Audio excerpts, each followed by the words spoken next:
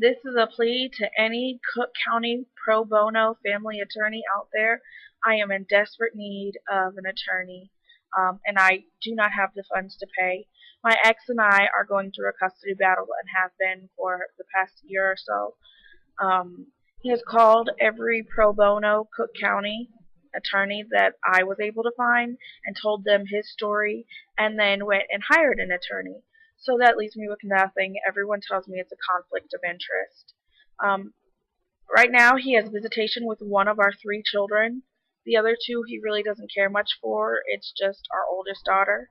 I can't understand why, but he just fixates on her. Um, I know he's a danger to my children. We have a protection order as it stands now, and when I brought this to the Cook County judge, the judge said he didn't care about the order. Then the judge ordered that I had to make available my phone number and address. So I willingly had to give my phone number and address to my abuser. And I did, and since I did, it's been crazy. He calls my phone all the time. I have 308 missed calls between, I'd say, the 25th of the 25th of August to now. He constantly calls. I have about 20 messages on my cell phone. Some are nice, I love you, baby, and then they snap back to, F you, I hate you, I want you dead, stuff like that. I take it to the officers here where I live, which is Worcester, Ohio, and they tell me that there's nothing that they can do because Illinois has ruled that he can call me. So I'm basically in a position where I can't do anything. I can't go to Illinois because Illinois doesn't care. I can't come to the police department here because they don't care. I took emails to the police department where he was like, the judge didn't give me anything for violating a protection order, and he said I did it again that it'd be a felony. So I take it to the officers. They call him. Nothing comes of it. Not a warrant. Not anything. So he has been my abuser for 8 years, and still to this day, if he wants something and he says jump, I have to say how high. And this is getting ridiculous. It is. I mean, I'm trying to do the best I can with what I have, but there's nothing I can do. He didn't bring my daughter back. We meet in Toledo, Ohio. That's our halfway point. And there was one day that he didn't bring her back for about 7 hours after our scheduled meeting time. I went to the officers because they told me that he told me he wasn't going to bring her back, and they called him and they said, well, he's on his way. And I said, well, how long do I have to wait? Why can't he bring her all the way home? They didn't want to.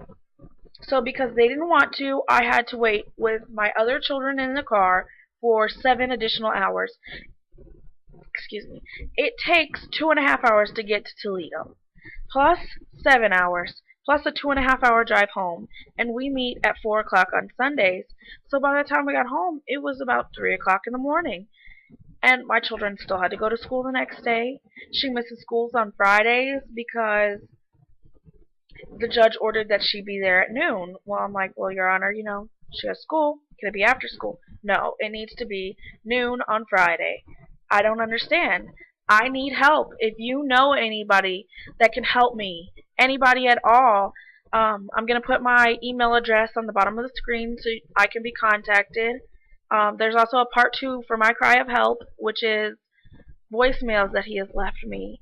And yeah, some are nice and he's concerned about the kids, but then, later it gets to threatening and all this crazy stuff.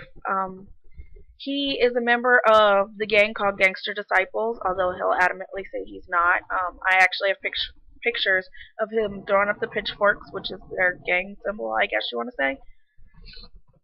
His mother she was an officer on the Milwaukee police force. She got kicked off due to her husband and her son's drug activity. There has never been a case that has stuck to my children's father except for violating a protection order. He had a gun and this other stuff, and he made his brother take the rap for that. There was also a time in Midlothian, Illinois, where we lived. He kicked me and stuff and put a gun to my head, and I called the police. They came and arrested him. And because I didn't go to court, that I fled for my safety, they threw out the charges. I didn't know that his first day of court I had to go. No one ever told me this, and I think that it is ridiculous how they can just throw the court case out because I didn't come. You didn't call me. I left a number. I left my mom's address, which is where I went. I left the court contacted them because that's when I got my protection order, and still nothing. So if you are a pro bono attorney, or you're just an attorney who can offer some advice and you work for Cook County or you're licensed in Cook County, can you please contact me? My name is Lisa and I'd really appreciate it.